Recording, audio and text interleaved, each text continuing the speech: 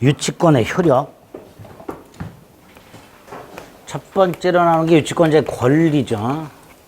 가장 기본이 유치권이죠. 첫째, 물권이죠. 따라서 누구에게나 주장이 가능하죠. 그래서 공사대금 채권에 기초해서 건물을 유치하고 있는 건축업자, 설령 건물이 경매되더라도 유치권을 소멸하지 않는다 그랬죠. 그래서 경락인에게도 유치권을 주장할 수 있다 그랬습니다. 이렇게 유치권은 물권이어서 누구에게나 주장이 가능한 절대적 권리 이렇게 됩니다. 그런데 딱 한 사람한테는 주장할 수 없다가 판례입니다.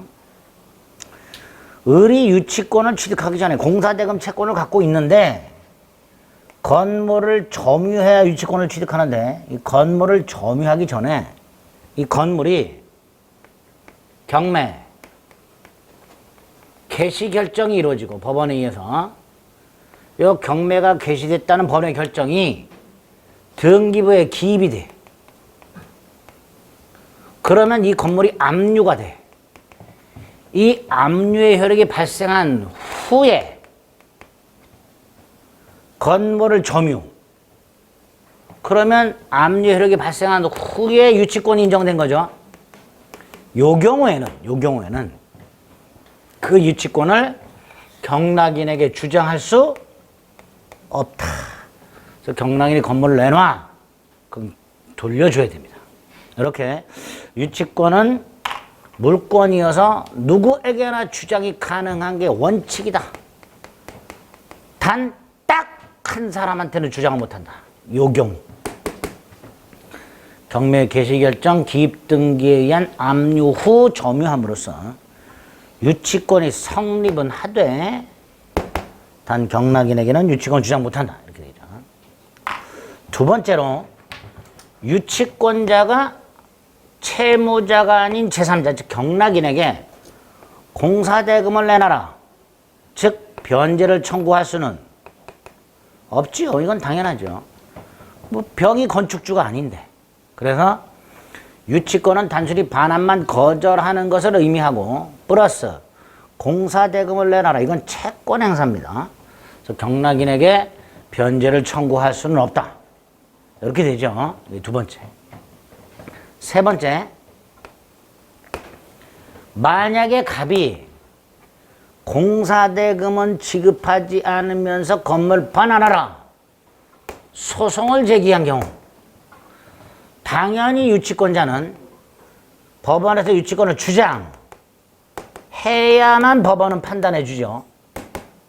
만약에 을이 유치권을 주장하지 않으면 법원은 을이 왜 건물을 점유하면서 반환을 거절하는지 알 수가 없고 직권으로 판단해 주지도 않습니다.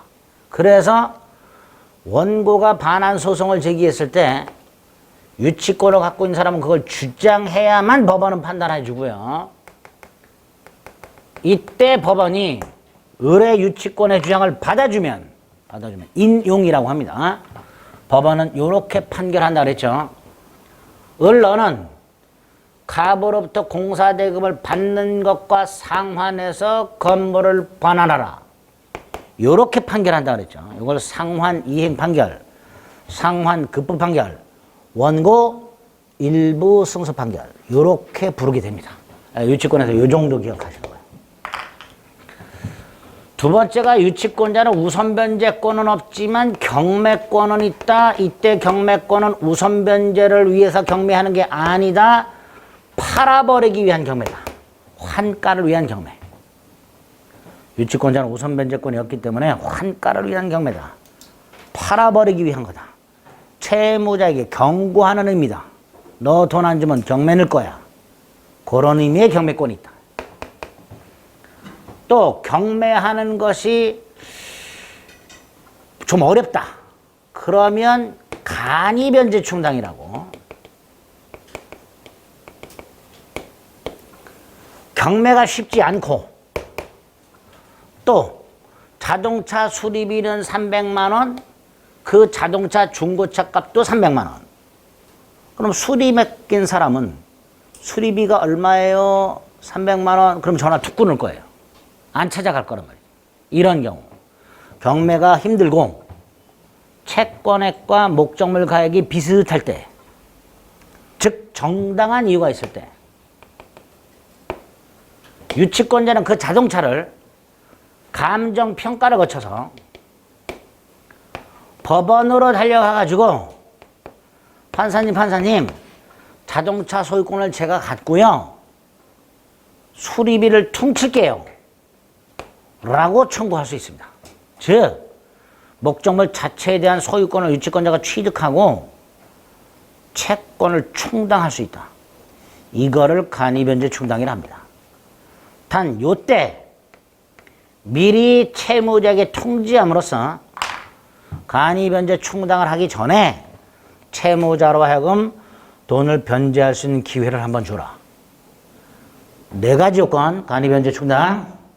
정당한 이유가 있을 것, 감정인의 평가를 거칠 것, 법원에 청구할 것, 미리 통지할 것.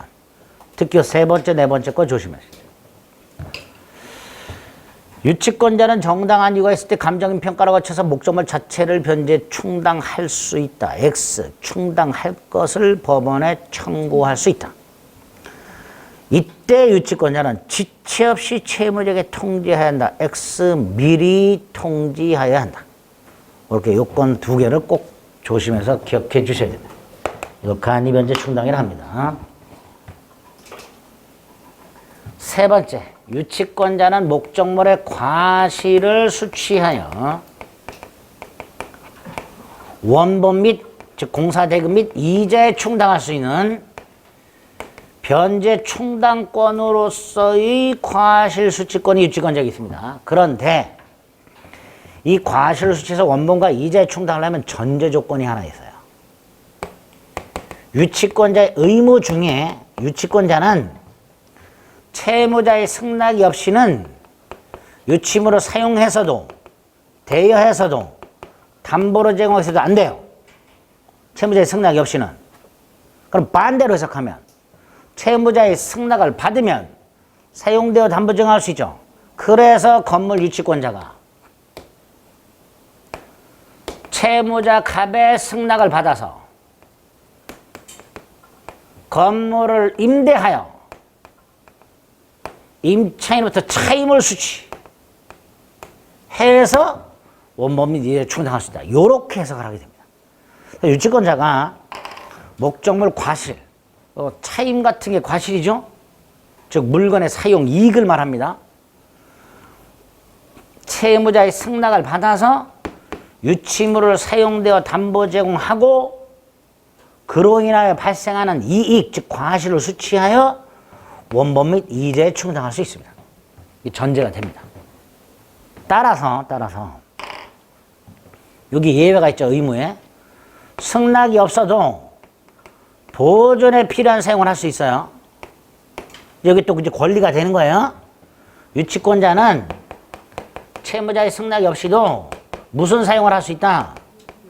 보존에 필요한 사용을 할 수 있다. 이제 이게 권리로 해석이 되는데 여기서 보존에 필요한 사용이 뭐냐? 주택 건축업자가 공사대금에 기초해서 주택을 유치하면서 거주, 사용하고 있는 경우 이게 대표적인 보존에 필요한 사용이에요. 단순히 유치만 하는 게 아니라 지가 들어가서 살아. 또 임차인이 비용 상환 채권에 기초하여 목적물을 유치하면서 기존대로 사용하는 거. 요것도 보존에 필요한 사용이라고 해요. 대표적으로 2개. 주택 건축업자가 주택을 거주 사용하는 거. 임차인이 비용 상환 채권에 기초해서 기존대로 사용하는 거. 이게 보존에 필요한 사용인데 이건 뭐 없이 할 수 있다? 승낙 없이 할 수 있다. 그런데 어찌됐건 사용함으로써 이익을 얻지 않냐? 이게 과실이다. 이걸 수취할 수 있냐? 못한다. 왜 못하냐? 승낙 없으니까. 그죠? 요거는 부당이득으로 반한 해야 한다. 이렇게 연결이 됩니다. 두 개 묶어서 의무하고 묶어서 같이 기억을 해 주셔야 됩니다. 다섯 번째, 유치권자가 목적물에 추천한 비용 돌려받을 수 있죠. 농작물을 훼손한 말을 유치하고 있는 을 매겨야 되죠. 그러니까 비용이 추가적으로 들어갈 거예요. 당연히 돌려달라고 할 수 있고요. 이때 유치 목적물에 추천한 비용도 결련성이 있으니까 또다시 뭐가 인정될 수 있다. 유치권이 인정될 수 있다. 이렇게 되겠죠. 이런 것들이 유치권자의 권리다 라고 생각하시면 돼요. 자, 의무는 두 개가 있죠. 남의 물건이니까 조심조심 다뤄라. 선량한 관리자의 주의무. 자기 재산과 동일한 주의무가 아니라 선량한 관리자의 주의무. 승낙 없이는 사용되어 담보 제공해서는 안 되는 의무. 두 가지 의무가 있다. 만약에 이 의무를 위반하게 되면 채무자는 말을 돌려달라. 즉 유치권 소멸을 청구할 수 있게 됩니다. 의무 위반의 효과. 의무가 두 개가 있고 그걸 위반하게 되면 이런 효과가 생긴다. 마지막으로 유치권 소멸 사유. 물권에 공통된 소멸 사유가 있죠. 목적물의 멸실. 유치권 소멸하겠죠. 다만 가치 변형물이 있어. 건물을 유치하고 있는데 화재로 인하여 건물이 소실이 됐고 갑이 보험금을 받아. 그 보험금으로부터 물상대위 할 수 있다 없다? 없다. 우선 면제 못 받는다. 목적물이 되면 유치권은 소멸로 끝이다. 두 번째, 담보물권의 공통된 소멸 사유 채권 소멸. 채권이 소멸한 담보물권은 부종성에서 소멸한다 그랬죠. 유치권도 마찬가지다. 자, 여기서 채권 소멸 사유가 몇 가지가 있어요. 뭐 변제로 소멸하는 경우, 상계로 소멸하는 경우, 대물 변제 등등등이 있는데 공탁 등등등. 소멸시효로 소멸하는 경우도 있죠. 채권자가 채권을 일정 기간 행사하지 않으면 채권은 소멸시효에 걸려서 소멸합니다. 그러면 만약에 을이 건물을 유치하면서 따로 갑에게 공사대금을 내놔라. 즉 채권을 행사하지 않고 있다면 당연히 채권은 소멸시효에 걸리겠죠. 소멸시효라는 건 권리자가 권리를 행사하지 않고 있을 때 진행이 된단 말이죠. 그러니까 을이 건물을 유치하고 있을 뿐, 즉 유치권을 행사하고 있을 뿐 별도로 갑에게 돈 내놔. 즉 채권을 행사하지 않고 있다면 그 채권은 소멸시효에 걸리게 됩니다. 유치권 행사와 채권 행사는 별개라 그랬죠. 그래서 아까 경락인에게 유치권을 행사할 수는 있으나 채권을 행사 못한다 그랬어요. 그러니까 유치권 행사와 채권 행사는 별개란 말이지. 그래서 326조에 의하면 유치권 행사는 피담보 채권 소멸시효 진행에 영향을 미치지 않는다. 이런 조문을 두고 있게 됩니다. 유치권 행사는 피담보 채권의 소멸시효에 영향을 미치지 않는다가 무슨 의미? 유치권을 행사하고 있을 뿐 따로 채권을 행사하지 않고 있다면 채권은 소멸시효에 걸린다. 이런 뜻입니다. 그래서 채권이 소멸하면 유치권도 소멸하겠죠. 자, 유치권 특유의 소멸 사유가 세 개가 있죠. 하나가 의무 위반을 이유로 하는 유치권 소멸 청구가 있죠. 이 의무 위반을 이유로 하는 유치권 소멸 청구 두 가지. 형성권이다. 말을 학대하고 있는 을을 발견한 갑. 말 돌려달라. 그럼 돌려줘야 한다. 형성권이다. 두 번째, 말을 학대하고 있다. 선량한 관리자의 주의무를 위반하고 있다. 그 사실만으로 유치권이 소멸하는 게 아니다. 갑이 말을 돌려달라. 소멸 청구해야 소멸한다. 두 가지 기억하시면 돼요. 두 번째가 갑이 을에게 상당한 담보를 제공하고 말을 돌려달라. 유치권 소멸을 청구할 수 있도록 하고 있습니다. 자, 이거는 이것 때문에 만들어진 거죠. 을이 받아야 될 농작물 훼손에 대한 손해배상이 1,000만 원. 근데 말 가격은 20억. 갑의 입장에서 보면 1,000만 원 때문에 20억짜리 말이 너의 마구간에서 썩고 있죠. 그러니까 갑의 입장에서는 말이 아깝단 말이죠. 그래서 다른 담보를 제공하고 말을 돌려달라 청구할 수 있도록 하고 있는 거예요. 상당한 담보 제공은 유치권 소멸 청구예요. 당연히 이때 상당한 의미는 1,000만 원짜리 20억짜리. 그러면 얼마짜리를 제공해야 돼? 1,000만 원짜리죠. 20억짜리가 썩고 있는데 20억짜리를 제공하고 20억짜리 돌려받으면 세임이잖아. 결국 상당한 의미는 유치 목적물 가액에 상당한 담보가 아니라 채권에게 상당한 1,000만 원 정도의 값어치가 있는 담보를 가져와라. 따라서 만약에 값이 상당하지 않은 담보를 가져왔다. 3,000원짜리 닭을 가져왔다. 그럼 우리는 뭐 할 수 있다? 닥쳐라고 할 수 있다. 거절할 수 있다. 거절할 수 있다. 그래서 의무 위반을 이유로 하는 유치권 소멸 청구는 유치권자의 동의 승낙을 받을 필요가 없지만 상당한 담보 제공에 의한 유치권 소멸 청구는 적어도 요거에 대해서만큼은 유치권자의 뭐가 필요하다? 승낙.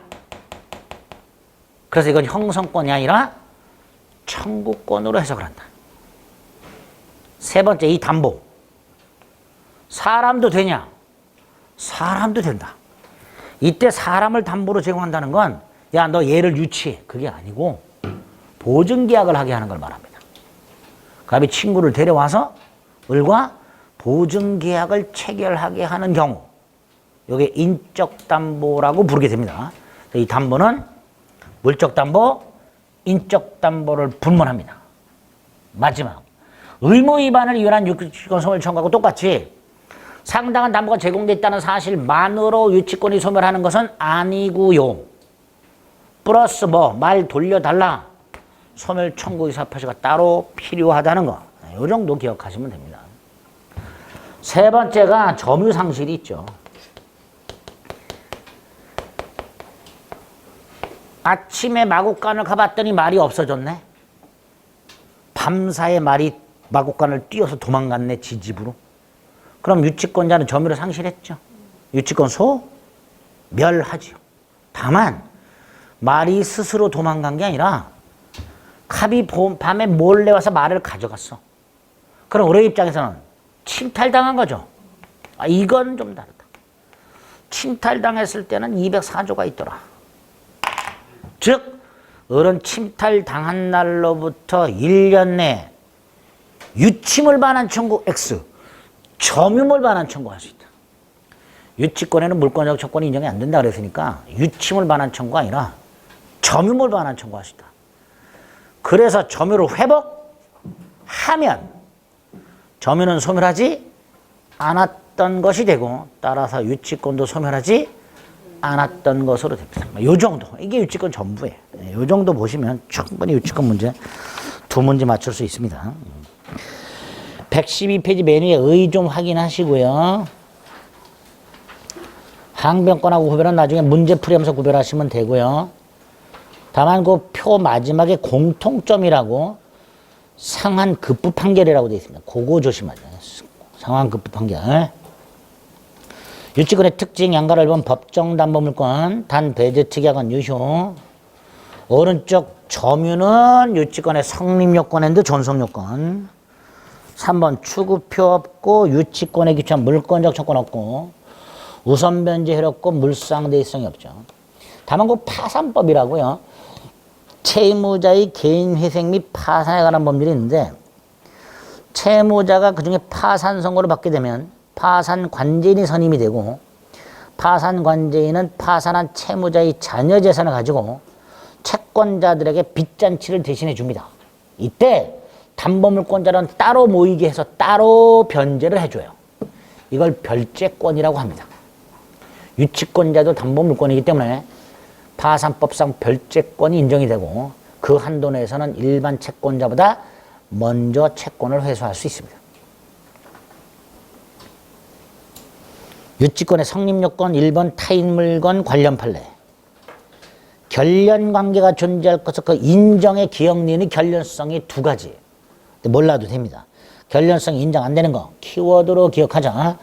보증관리금, 부속물 매매대금, 계약명의신탁, 건축자재대금, 채무불이행 손해배상. 다만 그 채무불이행 손해배상의 예외 관련 판례 1번.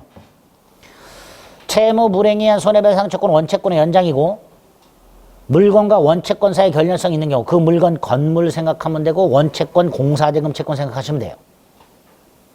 그러면 그 공사대금 채무불이행을 이유로 하는 별도의 손해에 대해서도 유치권이 인정될 수 있다. 이렇게 되겠죠. 2번. 채권 먼저 생기고 점유하더라도 유치권 성립한다. 다만 3번. 채무자 소유 부동산의 강제경매 개시결정 기입등기가 돼서 압류 효력이 발생한 후에 점유를 함으로써 유치권이 성립한 경우 유치권을 성립하되 그 경매 절차의 매수인에게 유치권을 주장할 수는 없다. 중요하죠. 채권 변제기 다음 페이지 4번 적법점이요. 불법점은 안 되고요. 적법점이 추정되고요. 반가로 1번 직간접 불문하되 채무자가 직접 점유 안 되고요. 반가로 2번이 뭐예요? 점유할 권한을 상실한 후 지출한 수리비. 즉 임대차가 종료됐음에도 불구하고 정당한 이유 없이 임차인이 물건에 대한 반환을 거절한 상태에서 지출한 비용. 임대차가 종료됐음에도 불구하고 정당한 이유 없이 반환을 하지 않고 있더라 불법점이다. 그 상태에서 목적물에 별도로 비용을 지출했다. 비용 상환 청구할 수 있다. 근데 유치권은 안 된다. 불법점의 상태인데 비용 상환 청구할 수 있나요? 있지. 우리 도둑놈도 도둑질한 물건에 지출한 비용 상환 청구할 수 있다고 그랬잖아요. 비용 상환 청구는 인정이 돼. 근데 유치권은 안 된다. 조심하시다. 반가로 3번은 뭐예요? 불가불성이죠. 다세대 주택 창호공사업자가 한 세대만을 점유 유치했다 하더라도 그 점유 유치한 세대에 대한 창호공사 비용만 담보하는 것이 아니라 전체 창호공사 비용 잔액을 피담보 채권으로 해서 유치권이 성립한다. 배제 특약이 없을 거죠. 유치권 효력 중에 양가를 본 유치권 2번. 거기에 보면 부동산 임차인은 유치권을 행사하면서 종전대로 사용할 수 있다고 돼 있죠. 거기 뭐예요? 보존 사용, 보존에 필요한 사용이죠. 못 찾는 분들이 계세요. 맨 밑에 표 2번 첫 번째 줄 가로. 부동산 임차인이 비용 상환 조건에 기초하여 그 임대차 목적으로 유치하면서 기존대로 사용. 이게 뭐라고? 보존 필요 사용. 따라서 채무자 승낙 필요 있다 없다? 없다. 없으니까 사용이익은 수치 못하고 부당이득으로 반환하라. 요렇게 연결이 되죠. 3번, 4번, 5번. 오른쪽 경매권 1번, 2번. 밑에 과실수치 1번. 유치물 사용 1번. 원칙 안 돼. 3번 보존 필요 사용은 돼. 비용 상환 청구할 수 있고.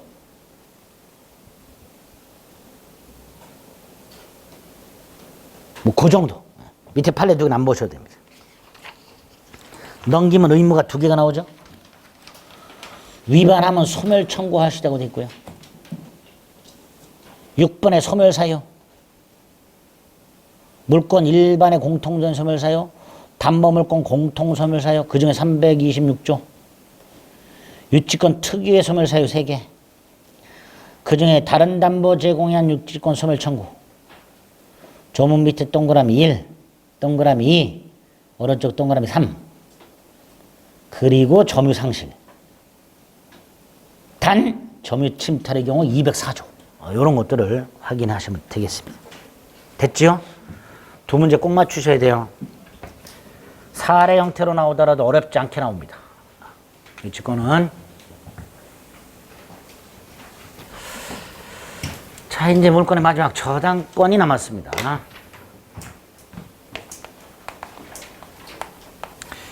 일단 저당권이 뭐냐? 주택담보대출 받는 거 생각하자.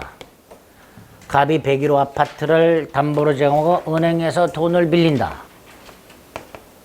그리고 은행은 101호를 저당권 또는 근저당권을 갖게 되는데, 자, 이 그림 가지고서 저당권의 뜻을 생각합니다. 일단 저당권자는 목적물을 점유하지 않지요. 그리고 을은 이 101호에 대한 교환 가치를 관념적으로만 지배합니다.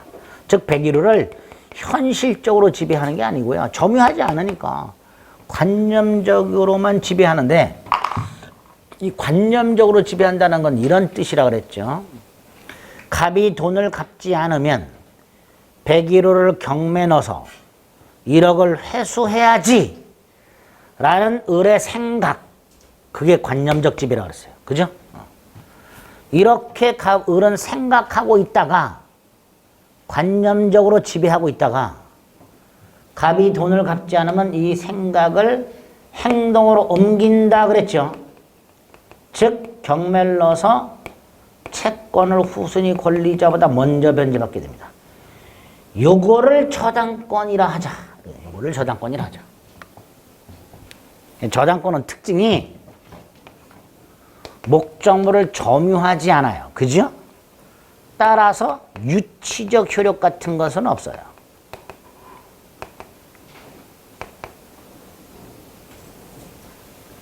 따라서 반드시 등기나 등록을 통해서 공시를 해야 돼요. 따라서 등기 등록이 가능한 것만 저당권의 객체가 됩니다. 민법상 토지, 건물, 지상권, 전세권.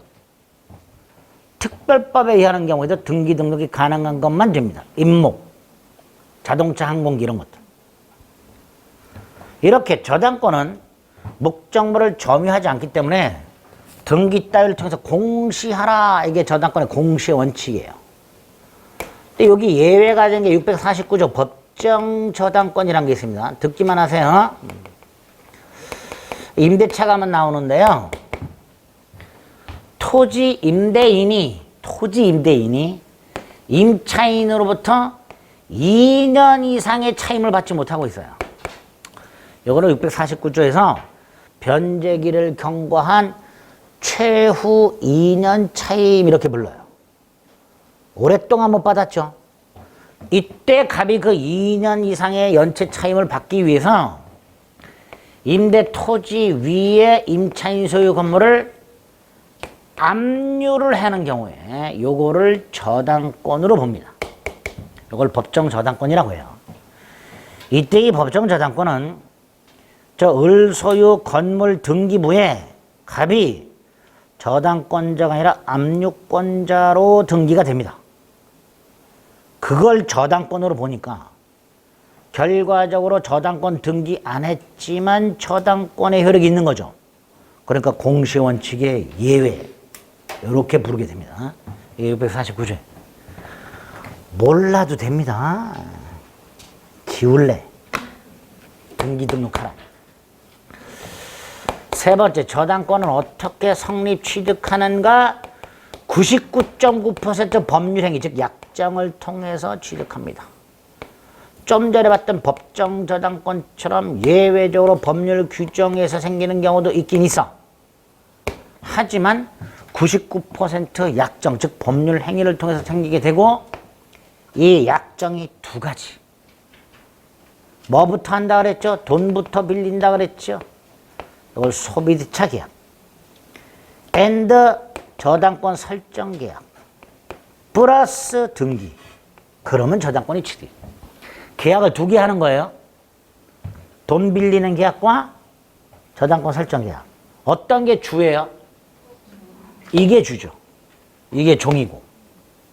어쨌든 계약은 두 개 해야 된다. 이때 소비대차 계약의 당사자는 채무자와 채권자 이렇게 되겠죠. 채무자와 채권자. 반면에 설정계약의 당사자는 설정자와 저당권자 이렇게 됩니다. 설정자와 저당권자. 여기서 채무자, 채권자가 을이라면 저당권자로 등기되는 자도 을이어야 되죠. 부종성 때문에. 따라서 채권자는 을인데 저당권자로 병이 등기되어 있다면 이 등기는 원칙적으로 무효가 됩니다. 무효. 당연하죠. 병은 채권도 없는데 저당권자로 등기되어 있으니까. 단 예외 채무자, 채권자, 제3자 사이에 합의가 있고 and 채권이 실질적으로 제3자에게 귀속하는 경우. 여기서 채권이 실질적으로 제3자에게 귀속한다는 건 그냥 제3자가 채권자로 보인다 이런 뜻이에요. 예를 들어서 돈은 법인이 빌려주고 저당권은 대표 개인의 이름으로 되어 있을 때 이 대표 개인이 돈 받으러 다닌단 말이죠. 그러니까 얘가 채권자처럼 보여요. 법인이 아니라.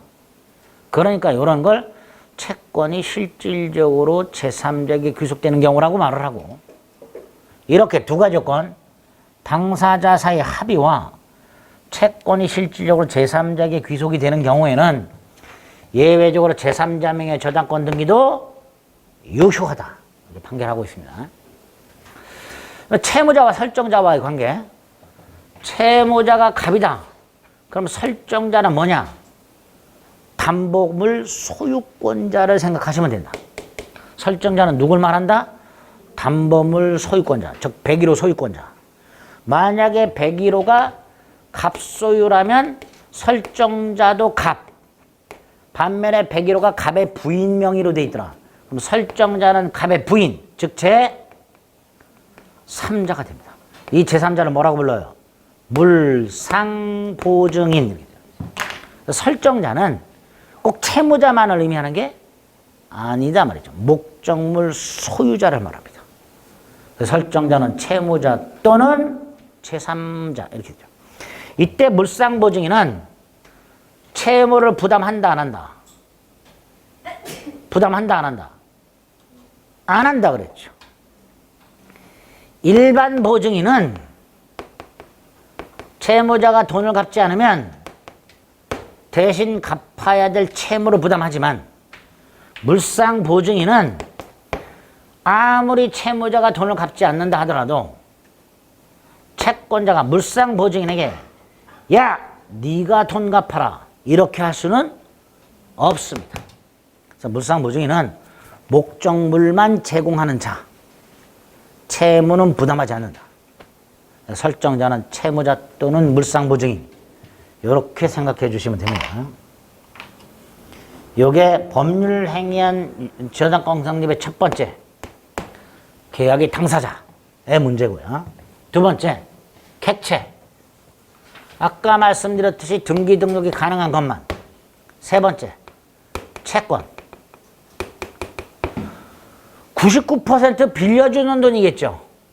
그죠? 금전 채권이죠. 다만 반드시 금전 채권이어야 되느냐? 그렇지는 않다. 그래서 여러분이 이정환이에 대해서 갖는 채권, 민법을 강의하라는 채권, 금전 채권 아니죠. 하지만 제가 강의를 제대로 이행을 안 하면 여러분은 저에게 손해배상을 청구할 수 있게 됩니다. 즉 이정환에게 강의하라는 채권이 이정환의 채무 불이행이 있다면 손해배상 채권으로 바뀔 수 있지. 그것도 미리 저당권으로 담보할 수 있다. 그래서 꼭 금전 채권에 한하는 것은 아니다. 두 번째, 현재는 없지만 장래 발생하는 채권도 미리 저당권으로 담보할 수 있다. 특히 장래 발생하는 불특정 채권을 담보하기 위한 근저당권이라는 것도 마련이 되어 있다. 세 번째, 채권 일부를 하나의 저당권으로 담보할 수 있다. 1억을 빌려주면서 7천만 원만 이렇게 저당권으로 담보할 수 있다. 세 번째, 채무자 여럿을 묶어서 하나의 채권으로, 하나의 저당권으로 담보할 수 있다. 정이 갑을병에게 돈을 빌려줬다. 갑이 담보를 제공했다. 이때 저당권을 설정하면서 갑에 대한 채권뿐만 아니라 을병에 대한 채권도 약정을 통해서 저당권으로 담보할 수 있다. 그럼 당연히 정이 갑에게 3개의 채권을 갖고 있다. 그것도 하나의 저당권으로 담보할 수도 있겠지. 마지막, 채권자가 여럿 있다. 을병정이 갑에게 돈 빌려줬다. 갑이 담보를 제공했다. 이때 각 채권자는 저당권을 각자 설정할 수 있죠. 그렇게 해도 되고,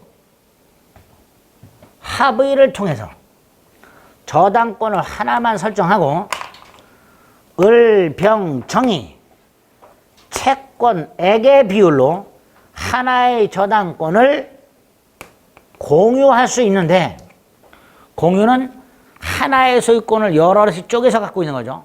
이건 소유권 아니죠. 그래서 준공유라고 부른다.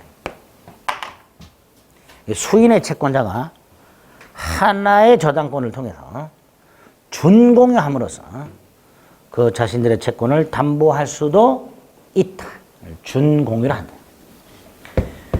이 정도가 저당권 성립에서 보실 내용들입니다. 별거 없죠. 중요한 게 저당권의 효력이죠. 일단 저당권은 기본이 되는 효력이 변제기가 도래했을 때 채무자의 변제가 없으면 목적물을 임의경면에서 우선 변제받는 게 가장 기본이 되는 효력일 겁니다. 그리고 부수적 효력 4가지. 요게 시험에 집중해서 나온다 그랬어요. 첫째가 저당권의 효력이 미치는 범위. 2가지가 일단 있죠. 피담보 채권의 범위와 목적물의 범위가 있게 됩니다. 여기서 피담보 채권의 범위와 목적물의 범위 공통적으로 목적물이 경매가 되는 것을 전제로, 경매가 되는 걸 전제로 저당권자가 그 경매 대가로부터 후순위 권리자보다 무엇을 얼마까지 우선 변제 받는가, 이게 피담보 채권의 범위예요. 360조에서 무엇을 박아놨죠? 원본, 빌려준 돈, 이자, 약정이자 다 배당해 주죠. 그 다음에 위약금이 문제가 되는데요. 위약금은요, 당사자가 소비대차 계약 및 저당권 설정 계약을 하면서 플러스 특약을 해요. 뭐라고? 갑이 변제기에 제대로 변제하지 않으면 갑은 연체이자 외에 따로 500만 원을 추가 배상한다. 따로 1000만 원을 배상한다. 이렇게 특약을 해. 그게 위약금. 그 위약금 특약을 하고 플러스 등기가 되어 있으면, 위약금 특약을 하는 경우도 있고 안 하는 경우도 있을 거야. 보통은 안 해요. 안 하는데 만약에 위약금 특약을 따로 했고 그 위약금 특약이 등기가 돼 있으면 그것도 우선 배당해 준다. 4번째, 채무 불이행을 이유로 하는 손해배상, 줄여서 지연배상 또는 지연이자 이렇게 부르죠. 흔히 말하는 연체이자를 말한다. 그 연체이자는 특약이 없어도 당연히 인정된다. 그리고 그 연체이자는 다 배당해 주는 게 아니라 1년분만 배당해 줍니다. 이때 1년은 당연히 저당권자가 후순위 권리자, 즉 제3자에 대하여 우선 변제받는 지연배상이 1년분이다 라는 제한이죠. 즉 저당권자의 제3자에 대한 제한이에요. 따라서 채무자가 3년을 연체한 놈이 요걸 근거로 나 연체이자 1년분만 갚겠다 라고 주장할 수는 없겠죠. 그래서 원본의 이행기를 경과하는 1년분에 한한다라는 이 제한은 저당권자의 제3자에 대한 관계에서의 제한일 뿐, 채무자가 저당권자에게 1년분만 갚겠다고 대항할 수 있는 것은 아니다. 이렇게 판결하고 있습니다. 말이 조금 어려워요. 마지막으로 저당권 실행 비용하고 감정평가 비용 같은 것들, 이것도 배당을 해줍니다. 이렇게 5개 한정해서 우선 변제 받을 수 있도록 해놨습니다. 목적물의 범위, 경매되었을 때 어디까지 경매가 진행이 되고 경락인은 어디까지 소유권을 취득하는가의 문제가 목적물의 범위인데, 당연히 토지 저당권은 토지에, 건물 저당권은 건물의 효력이 미치겠죠. 그래서 토지 저당권이 실행되면 경락인은 토지 소유권을, 건물 저당권이 실행되면 경락인은 건물 소유권을 취득할 겁니다. 이건 당연한 거예요. 여기에다가 그 토지 건물의 부합물 종물에도 저당권 효력이 미치도록 하고 있습니다. 첫째, 이 부합물 종물은 저당권 설정 이전 부합물 종물이든 이후 부합물 종물이든 묻지 않습니다. 부합물 종물에 저당권 효력이 미칩니다. 두 번째, 저당권의 효력은 부합물 종물에 미친다는 민법상 규정은 임의 규정에 불과하기 때문에 당사자가 약정을 통해서 부합물 종물에는 저당권 효력이 미치지 않도록, 또는 저당권 설정 이후에 부합물 종물에는 저당권 효력이 미치지 않도록 얼마든지 약정할 수 있다. 세 번째, 부합물이란 게 뭐냐? 토지 건물의 구성 부분이 되어버린 걸 말한다. 토지 건물의 구성 부분이 되어버린 걸 말한다. 그래서 우리 부합에서 판결 하나 본 게 있죠. 갑소유 건물이 있더라. 건물의 저당권이 설정됐다. 을이 증축을 했는데 증축 부분이 갑소유 건물에 부합됐다. 그럼 기존 건물의 저당권 효력은 부합된 증축 부분에도 효력이 당연히 미친다. 따라서 경매법원이 증축 부분을 경매 목적물로 평가하지 않았다 하더라도 경락인은 증축 부분의 소유권을 취득한다. 이렇게 되겠죠. 꼭 기억하세요. 반면에 토지 저당권 효력은 토지 및 토지의 부합물 종물에만 미칠 뿐 토지 위의 건물, 보존 등기된 수목입단 임목, 명인방법을 갖춘 수목입단 미분과실, 농작물, 미책 광물, 여러분들은 토지의 부합물도 종물도 아니니까 토지 저당권 효력이 미치지 않는다. 이렇게 되겠죠. 종물에도 저당권 효력이 미치는데 요거 종된 권리로 확장해서 그거 기억하자. 갑소유 땅에 을이 건물을 갖고 있다. 건물에 설정된 저당권의 효력은 건물 소유를 위하여 토지에 대한 지상권이나 임차권에 대해도 효력이 미치므로 건물을 경락받은 사람은 지상권 또는 임차권도 취득한다. 아파트로 확장하자. 전유 부분에 설정된 저당권이라고는 어디에도 미친다. 대지 사용권에도 미친다. 전유 부분을 경락받은 사람은 그 전유 부분에 관한 권리, 구분 소유권 뿐만 아니라 대지 사용권도 취득한다. 이렇게 되겠죠. 부합물 종물에 효력이 미칩니다. 이렇게 목적물의 범위에서 첫째 부합물 종물에 효력이 미치는데, 반면에 목적물 과실에는 원칙적으로 저당권 효력이 미치지 않는다. 저 101호를 월세를 놔서 받은 차임, 이건 주인이 수취해야죠. 그래서 과실에는 원칙적으로 저당권 효력이 미치지 않는다. 다만 저당권이 실행돼서 목적물이 압류가 된 후에는 이 압류의 효력이 101호를 압류해버리면 그 압류 효력이 차임에도 미쳐요. 압류 후에는 저당권 효력이 미친다. 세 번째, 아까 물상대비 간단히 말씀드렸죠.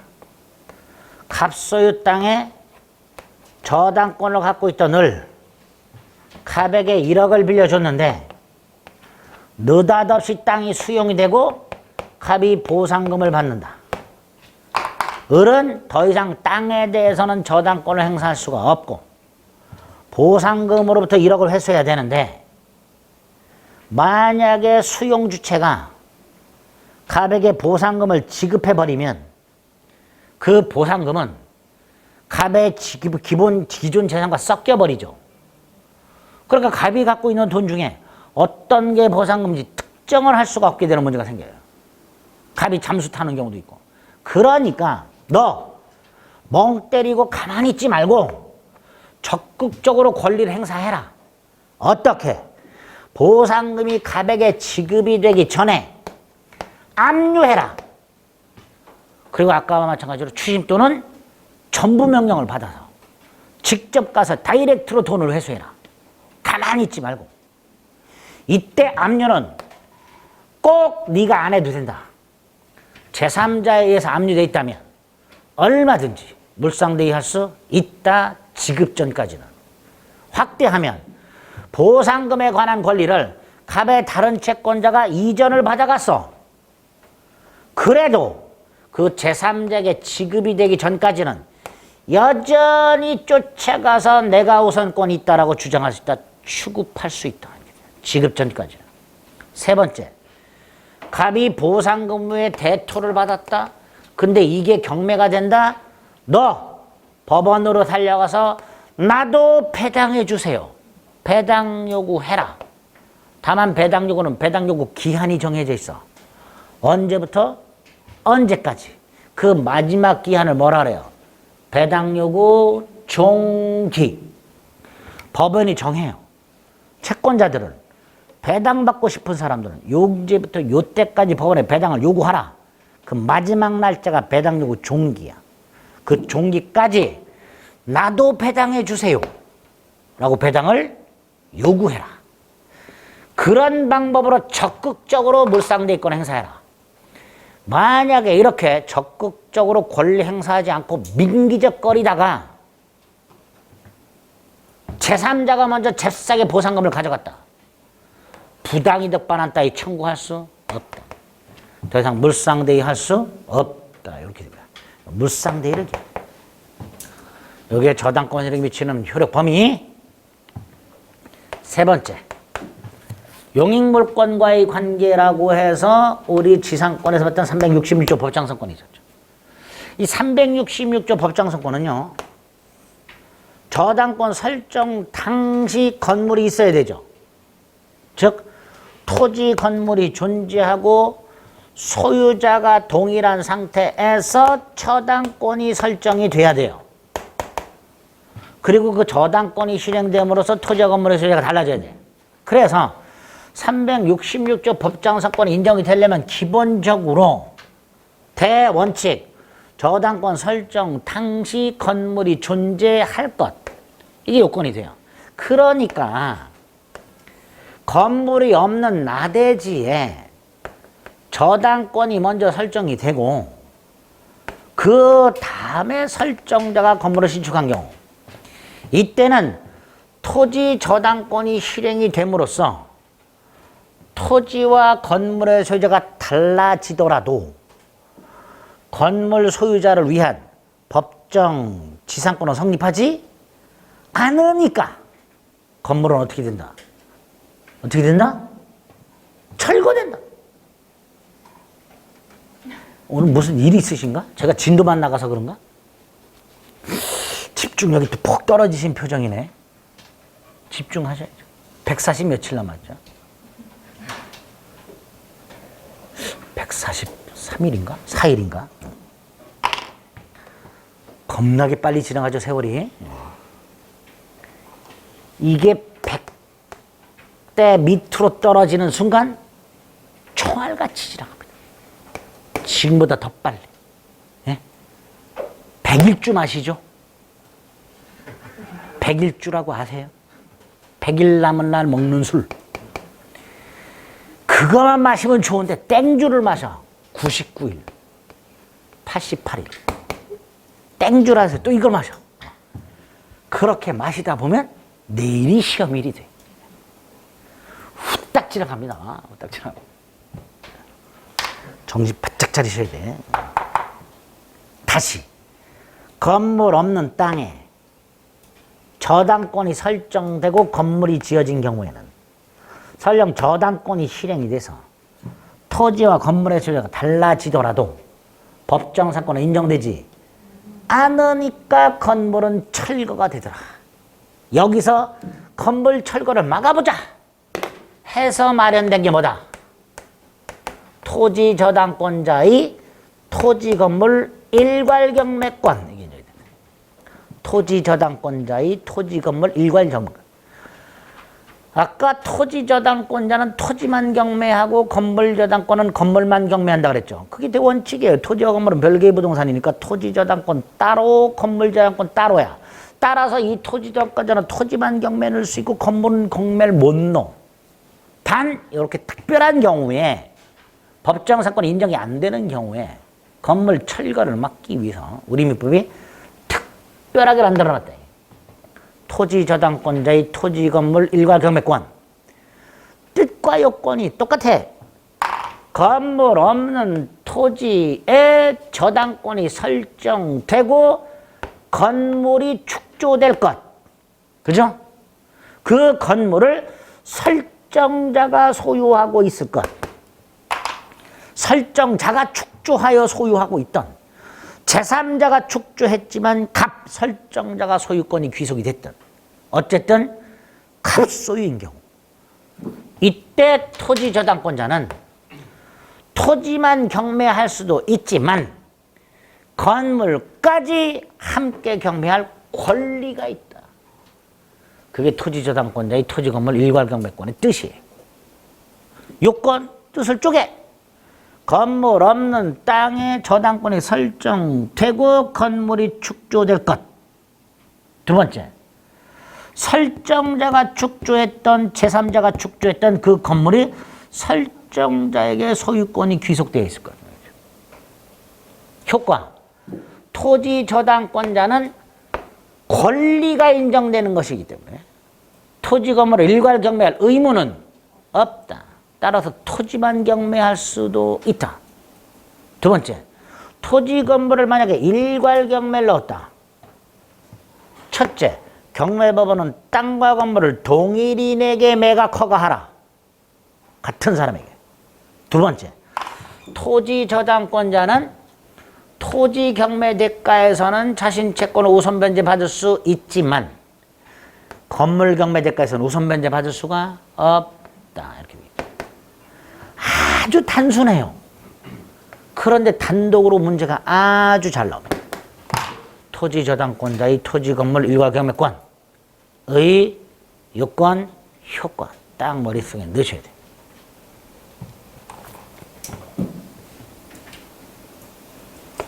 네 번째, 저당부동산 제3취득자. 저당권이 설정되어 있는 갑소유 부동산 3억짜리 1억 빌려줬어. 이거를 병이 사 또는 땅이야 지상권 또는 전세권을 측해서 이렇게 저당권이 설정되어 있는 부동산의 소유권, 지상권, 전세권을 측해서 특히 지상권, 전세권, 저당권보다 후순위. 그죠? 자, 이때 이 병은 이 채무를 인수를 안 해. 1억을 인수를 안 해요. 즉, 갑에게 3억을 다 줘. 당연히 갑은 3억 중에서 얼마? 1억을 갚아야지. 안 갚아. 잠수를 타. 그래서 이 병. 큰일 났죠. 요놈. 요놈을 저당부동산 제3취득자라고 불러요. 저당권이 설정된 부동산에 대하여 그 채무를 인수하지 않은 채 소유권, 지상권, 전세권을 취득한 자 3명. 이걸 저당부동산 제3취득자라고 합니다. 그 중에서 특히 요놈이 문제예요. 돈 다 주고 소유권을 취득했지만 갑이 변제를 하지 않아서 얘가 경매를 넣음으로써 소유권을 상실하는 자. 이놈이 문제죠. 얘는 지상권 소멸하면 되고요. 얘는 전세금 얘보다 후순위로 받으면 돼요. 근데 어쨌든 얘네들도 다 제3취득자로 만들어놨는데 특히 이놈이 문제가 돼요. 어쨌든 이렇게 저당권에 설정된 부동산에 대해서 소유권, 지상권, 전세권을 획득한 자, 저당권자가 목적물을 경매함으로써 권리를 상실할 위험에 처해 있더라. 얘를 어떻게 보호하는가? 세 가지. 첫째, 경락인, 경매인이 될 수 있다. 특히 소유자는 경매 참가가 제한된다 그랬죠. 하지만 얘는 경매에 참가해서 자기가 낙찰받을 수 있다. 소유권 방어를 위해서. 뭐 추가적으로 돈이 더 들겠죠. 그건 나중에 가백에 청구하면 되는 거고. 어쨌든 소유권 방어를 위해서 소유자이기는 하지만 경매인이 될 수 있다. 두 번째, 채무를 인수하지 않았기 때문에 병이 을에게 1억을 갚을 의무는 없어. 단 소유권 방어를 위해서 갚을 권리가 있어. 자, 이게 왜 권리냐? 의무가 아니니까 권리지. 특히 연체이자는 1년분만 갚으면 돼. 어디 갔어? 1년분. 갑이 을에게 2년을 연체했든 3년을 연체했든 연체이자를 다 갚을 필요가 없다. 360주가 적용됨으로써 연체자는 1년분만 갚을 권리. 그 변제권. 당연히 이 변제는 변제기 후에 변제해야 되죠. 변제기 전에 미리 갑이 갚을 건데 미리 지가 변제하면 안 돼요. 변제기 전에는 못 갚아. 그럼 변제기 후라면 갑이 갚지 말라. 내가 갚을 거다. 믿어달라. 즉 갑의 의사에 반해서도 변제할 수 있게 됩니다.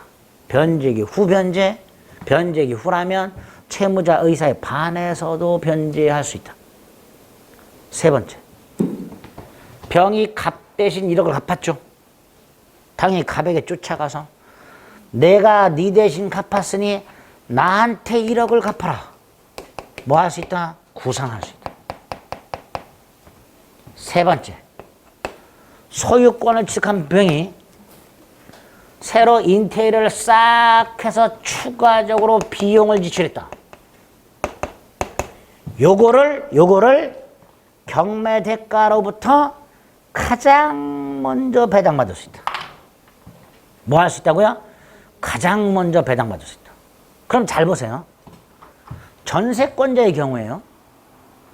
저당권이 설정된 목적물의 전세권을 갖고 있는 상태에서 저당권자가 경매를 넣으면